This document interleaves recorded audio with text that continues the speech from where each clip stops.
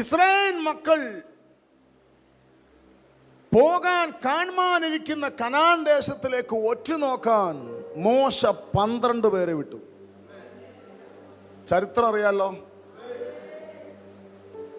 സാധാരണക്കാരല്ല വിനീത് പാസ്റ്ററെ, പ്രഭുക്കന്മാർ.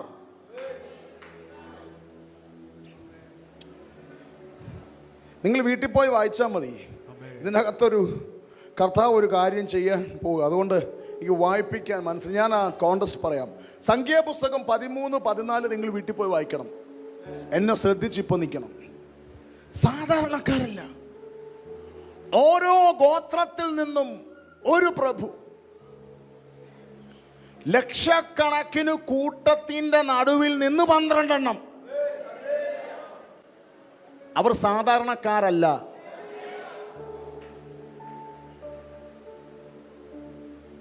ഉണ്ടോ? ആര് പുറപ്പെടണമെന്ന് തീരുമാനിച്ചത് ദൈവം മോശയോട് പറഞ്ഞു, ഓരോ കുടുംബത്തിൽ നിന്നും പ്രഭുക്കന്മാർ. മോശ ഓരോ പേര് അനൗൺസ് ചെയ്യുമ്പോഴും പാളയത്തിൽ കൈകളടിക്കും. കാരണം ചീട്ട് വീണത് ഉണ്ടോ? ലക്ഷക്കണക്കിന് ആൾക്കാരുടെ നടുവിൽ നിന്ന് കനാൻ ദേശത്തിലേക്ക് ആദ്യം ഒറ്റുനോക്കുന്ന രീതിയിലെങ്കിലും പോയി ചവിട്ടാൻ പോകുന്ന 12 എണ്ണം.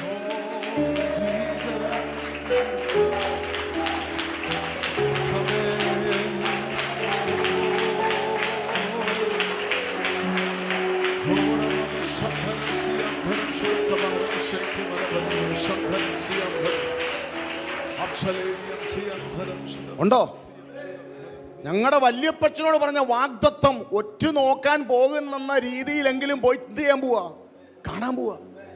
12 എണ്ണം ഓരോ ഗോത്രത്തിൽ നിന്നും, ലക്ഷക്കണക്കിന് ആൾക്കാരുടെ നടുവിൽ നിന്ന് ഓരോരുത്തരെയും വിളിച്ച് പേരിട്ട് 12 എണ്ണം ഒറ്റുനോക്കാൻ പോയി. പോയതിനു ശേഷം വന്ന റിപ്പോർട്ട് കൊടുത്തു, മോശേ, നമ്മുടെ ദൈവം നമ്മുടെ അപ്പച്ചനോട് പറഞ്ഞതുപോലെ പാലും തേനും ഒഴുകുന്ന കനാൻ ദേശം തന്നെയാണ്. അവിടെ കണ്ട മുന്തിരിക്കൊലകൾ എന്ന് പറയുന്നത് സാധാരണ അല്ല, തെളിവിനായി ഇതാണ്ട് ഞങ്ങൾ കൊണ്ടുവന്നിട്ടുണ്ട്. 2 പേർ ചേർന്ന് ഒരു മുന്തിരിക്കൊല തോളിൽ വെച്ച് കൊണ്ടുവരികയാണ്. പക്ഷേ അവിടെ അനാഖ്യ മല്ലന്മാരുണ്ട്, നമ്മളെക്കാൾ ബലമുള്ള ആൾക്കാരുണ്ട്. ദൈവം നമ്മളോട് അവകാശം എന്ന് പറഞ്ഞെങ്കിലും നമുക്കത് അവകാശമാക്കാൻ പറ്റത്തില്ല. ഉണ്ടോ? നിങ്ങൾ ദൈവം അവകാശമാക്കാമെന്ന് പറഞ്ഞ് നമ്മളെ ഇവിടം വരെ കൊണ്ടുവന്നു. പക്ഷേ നമുക്കത് അവകാശമാക്കാൻ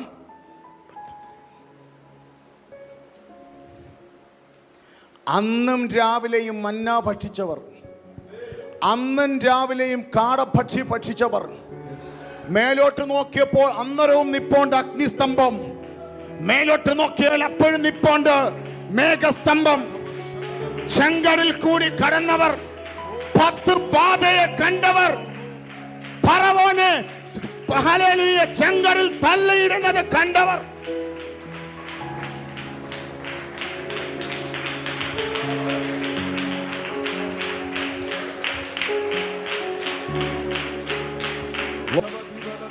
എവിടെയോ ഉറപ്പ് നഷ്ടപ്പെട്ടു പോയ ചിലതിന് പരിശുദ്ധാത്മാവ് ഉറപ്പിലേക്ക് കയറ്റുന്നല്ലോ. ഇനി പ്രാപിക്കത്തില്ല എന്ന് പിശാച് പറയുന്നതിന്റെ നടുവിൽ ദൈവം നിന്റെ കണ്ണു തുറക്കുന്നല്ലോ.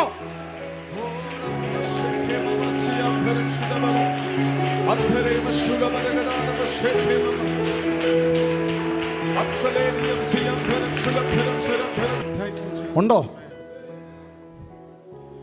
ഇന്നലകളിൽ ദൈവം ചെയ്ത അത്ഭുതങ്ങളെ നിങ്ങൾ കണ്ടു. ഇന്നലെ നിന്റെ കുടുംബത്തിന് വേണ്ടി, സഭയ്ക്ക് വേണ്ടി ദൈവം ഇറങ്ങി നിന്ന് ചെയ്യുന്നത് കണ്ടു. പക്ഷേ അത് ചെയ്ത ദൈവത്തിന് ഇത് ചെയ്യാൻ പറ്റത്തില്ല എന്ന് പിശാച് നിന്നോട് പറയുമ്പോ, അത് ചെയ്ത ദൈവത്തിന് ഇത് ചെയ്യാൻ പറ്റത്തില്ലെന്ന് പിശാച് നിന്റെ ചെവിയിൽ പറയുമ്പോ,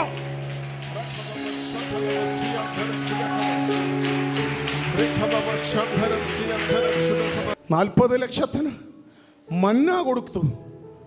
കാടപ്പക്ഷി കഴിച്ചുകൊണ്ട് നിൽക്കുക. അന്നും കഴിച്ചു. അന്നും മേഘസ്തംഭമുണ്ട്, അഗ്നിസ്തംഭമുണ്ട്, ചെങ്കടൽ മുറിയുന്നതും കണ്ടു. അത് ദൈവമേ നിനക്ക് ചെയ്യാൻ പറ്റും. പക്ഷേ ഈ അമാലേക്യന്മാരെ, ഈ മല്ലന്മാരെ നിനക്ക് ഞങ്ങളുടെ മുമ്പിൽ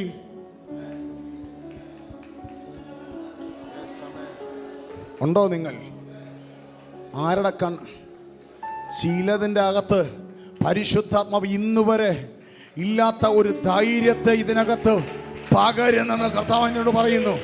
ഈ സഭയുടെ മേൽ ദൈവിക വാഗ്ദത്തങ്ങളെ തുറന്നിടുന്ന ഒരു സീസണ് പരിശുദ്ധാത്മാവ് വെളിപ്പെടുത്തുന്നല്ലോ. ഒറ്റുനോക്കാൻ പോയതിൽ 12 പേരിൽ 10 പേർ സാധാരണക്കാരനല്ല, പ്രഭുക്കന്മാർ. അതിൽ 2 കാലേബും യോശുവയും ഒഴിച്ച് ബാക്കി 10 പേർ. അവർ മോശയോടൊന്ന് പറയുന്നു, അവിടെ ഞങ്ങൾ മല്ലന്മാരെ കണ്ടു, അവിടെ ഞങ്ങൾ അധികായന്മാരെ കണ്ടു, നമുക്കത് അവകാശമാക്കാൻ. ഞങ്ങൾ നോക്കിയപ്പോ അവരുടെ മുമ്പിൽ ഞങ്ങൾ വെട്ടുക്കിളിയെ പോലെ ഞങ്ങൾക്ക് അവരുടെ മുമ്പിൽ ഞങ്ങൾക്ക് വെട്ടുക്കിളിയെ പോലെ ഞങ്ങള്. അടുത്ത പദം, അവരുടെയും കണ്ണിൽ അങ്ങനെ തന്നെ. ശ്രദ്ധിക്കണേ. ഞങ്ങൾക്ക് തോന്നി ഞങ്ങൾ എന്തുവാ വെട്ടുക്കിളി, അവരുടെയും കണ്ണിൽ ഞങ്ങൾ വെട്ടുക്കിളി. നിന്നോട് അവര് പറഞ്ഞോ? നീ ഒറ്റുനോക്കാൻ പോയതല്ലേ, ആരോടും മിണ്ടാതെ പോയി കണ്ടിട്ട് വന്നതല്ലേ. പക്ഷെ അവരുടെ കണ്ണിൽ നീ വെട്ടുക്കിളിയാന്ന് നിന്നോട് ആരെങ്കിലും പറഞ്ഞോ? പിന്നെ നിനക്കെങ്ങനെ തോന്നി? ദൈവത്തിന്റെ പരിജ്ഞാനത്തിന് വിരോധമായി പൊങ്ങുന്ന നീ ചിന്തിച്ചു, നീ നിന്നെ കുറിച്ച് ചിന്തിച്ചു.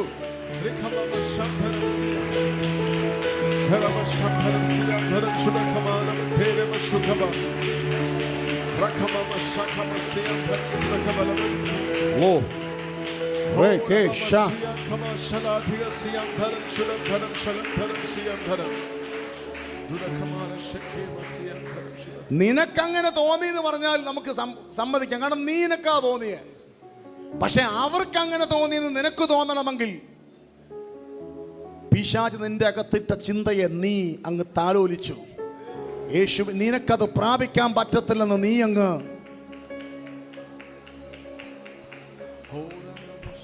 ഇങ്ങനെ നിൽക്കുന്ന കൂട്ടത്തിന്റെ നടുവിൽ അന്നേരം അടുത്ത പദം അവര് പറയുന്നു, നമുക്ക് മടങ്ങിപ്പോകാം. ഒരു നേതാവിനെ നമുക്ക് തിരഞ്ഞെടുത്ത് നമുക്ക് മടങ്ങി മിസ്രൈമിലേക്ക്. കേൾക്കുന്നുണ്ടോ?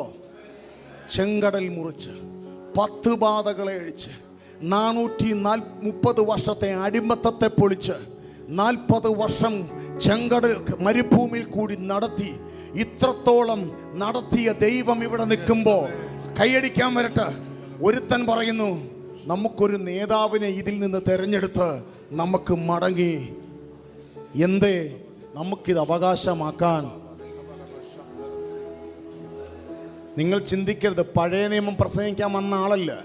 നിന്റെ വാഗ്ദത്തങ്ങളിലേക്ക് തമ്പുരാൻ നിന്നെ ഇന്ന് പിടിച്ചു കയറ്റുമെന്ന് നിന്നോട് തൂത് പറയാം.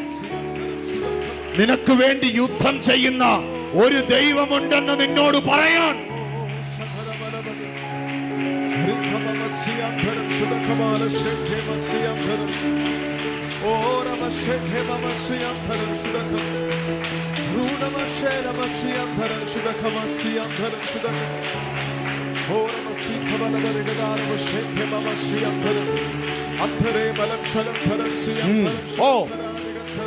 സ്വീകരിക്കുക.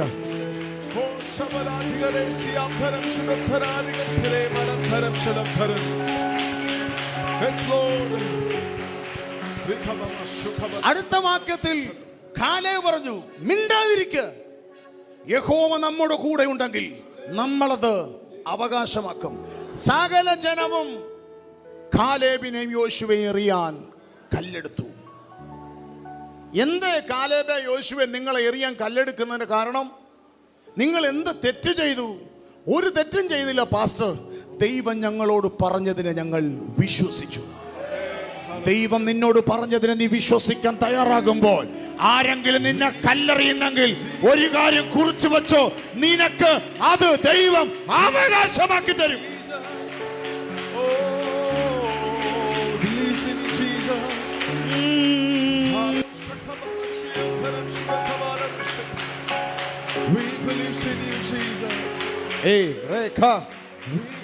ഇതിനകത്ത്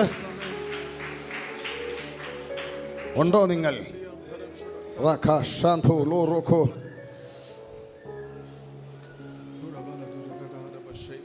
ദൈവം പറഞ്ഞത് നിങ്ങൾ ഒറ്റയായി പോയില്ലേ? എല്ലാവരും കല്ലെറിയാൻ കല്ലുമായി നിൽക്കുന്നു. വാഗ്ദത്തത്തെ വിശ്വസിച്ച രണ്ടെണ്ണത്തിനെ എറിയാൻ ഉണ്ടോ നിങ്ങൾ? നിസ്സഹായരായി നിൽക്കുന്ന രണ്ടുപേർ, രണ്ട് ചെറുപ്പക്കാർ. എന്തുവാ നിങ്ങൾ ചെയ്ത തെറ്റ്? ഒന്നും ചെയ്തില്ല. ദൈവത്തെ ഞങ്ങൾ വിശ്വസിച്ചു. ഞങ്ങളോട് ദൈവം പറഞ്ഞതിനെ, ഞങ്ങളുടെ അപ്പച്ചനോട് പറഞ്ഞത് തരുമെന്ന് ഞങ്ങൾ ചെങ്കടൽ മുറിച്ച ദൈവത്തെ ഞങ്ങൾക്കറിയാം. മരുഭൂമിയിൽ നടത്തിയ ഒരു ദൈവത്തെ ഞങ്ങൾക്കറിയാം.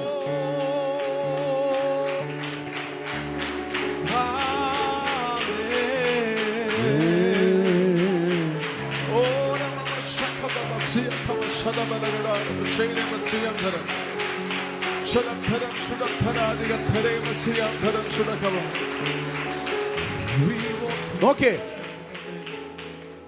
ഒരു വലിയ കൂട്ടത്തിന്റെ നടുവിൽ നിസ്സഹായരായി നിൽക്കുന്ന രണ്ടെണ്ണം. പറഞ്ഞു വിട്ട മോശ മിണ്ടുന്നില്ല. അവിടെ മോശയെ പറഞ്ഞു വിട്ടേ, പക്ഷേ ദൈവത്തിന് മിണ്ടാതിരിക്കാൻ പറ്റത്തില്ല. ഉണ്ടോ നിങ്ങൾ? വാഗ്ദത്തങ്ങൾക്ക് വേണ്ടി ദൈവത്തിന് വേണ്ടി നിന്ന രണ്ടെണ്ണത്തിനെ ഒറ്റപ്പെടുത്താൻ എല്ലാവർക്കും പറ്റിയാലും ദൈവത്തിന് എല്ലാവരും നോക്കിക്കൊണ്ട് നിൽക്കുമ്പോ കൈയടിക്കാൻ വരട്ടെ. സമാഗമന കൂടാരത്തിൽ ഹല്ലേലൂയ സാന്നിധ്യം ഇറങ്ങി, സാന്നിധ്യം സംസാരിച്ചു. അതിന്റെ അവസാനം ഞാൻ ഇങ്ങനെ പറയട്ടെ, സംസാരിച്ച ശബ്ദം ഇങ്ങനെ പറഞ്ഞു, കാലേബേ, ഏത് വിഷയത്തിൽ നീ കല്ലെറിയാൻ നിന്ന് കൊടുത്തോ ആ പട്ടണം ഞാൻ നിനക്ക് തരുമടാ.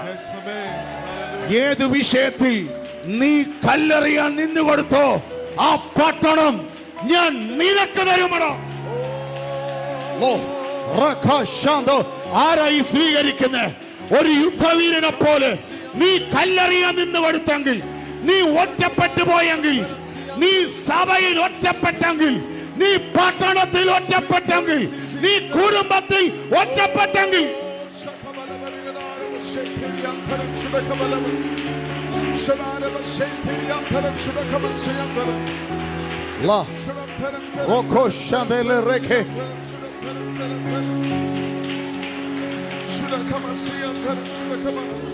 ഉണ്ടോ നിങ്ങൾ? അത് വേറെ ആർക്കുമല്ല, അത് നിനക്കുള്ളതാണ്. നിനക്ക് ചിലത് നിന്റെ മേൽ. എനിക്കറിയത്തില്ല, ഈ പറഞ്ഞുകൊണ്ട് നിൽക്കുമ്പോൾ തന്നെ എവിടെയോ ചില വിഷയങ്ങൾ നടുവിൽ നീ ദൈവ ശബ്ദത്തെ വിശ്വസിച്ചെന്നൊറ്റ കാരണത്താൽ, ദൈവത്തിന്റെ കൂടെ നിന്നു എന്ന കാരണത്താൽ നീ ഒറ്റപ്പെട്ടെങ്കിൽ, ഒറ്റപ്പെട്ടു പോയി നിനക്ക് തോന്നിയോ? നിന്റെ കൂടെ ആരും ഇല്ല നിനക്ക് തോന്നിയോ?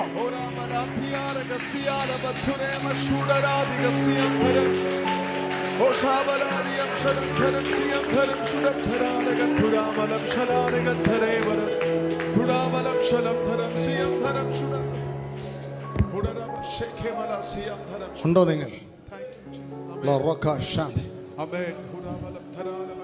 ഇതിനകത്ത് നിങ്ങൾ എന്ത് മനസ്സിലാക്കുന്നു എനിക്കറിയത്തില്ല. പക്ഷെ ഈ പട്ടണത്തിന് നടുവിൽ ദൈവം ചിലരോട് സംസാരിക്കാൻ പോവുകയാ. നിനക്കത് അവകാശമാണ്. ഈ പട്ടണത്തിന് നടുവിൽ സഭയോട് ദൈവം സംസാരിക്കുന്നു. നിനക്കത് അവകാശമാണ്. പട്ടണത്തിന് നടുവിൽ ദൈവദാസന്മാരെ നിങ്ങളോട് ദൈവം സംസാരിക്കുന്നു. നിനക്ക് അത് അവകാശമാണ്.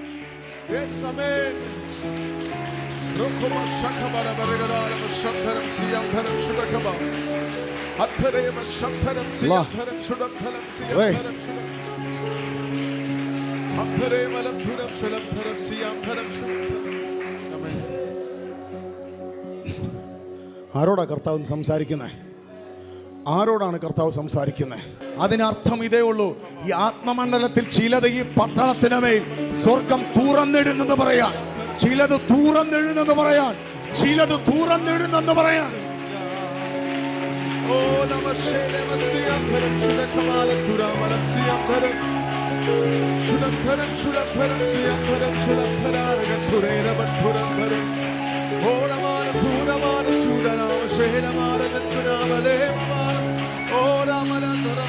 എവിടെയെങ്കിലും എൻ്റെ ജീവിതത്തിൽ, സഭയിൽ, ദേശത്തിൽ, ശുശ്രൂഷകന്മാരുടെ നടുവിൽ ദൈവം നിന്നോട് പറഞ്ഞ ഒറ്റ കാരണത്താൽ, അത് കേട്ട കാരണത്താൽ നീ ഒറ്റപ്പെടേണ്ടി വന്നോ? കുറിച്ചു വെച്ചോ. ഏതിൽ നീ ഒറ്റപ്പെട്ടോ അത് ദൈവം നിനക്കും നിന്റെ സന്തതിക്കും, നിനക്കും നിന്റെ സന്തതിക്കും.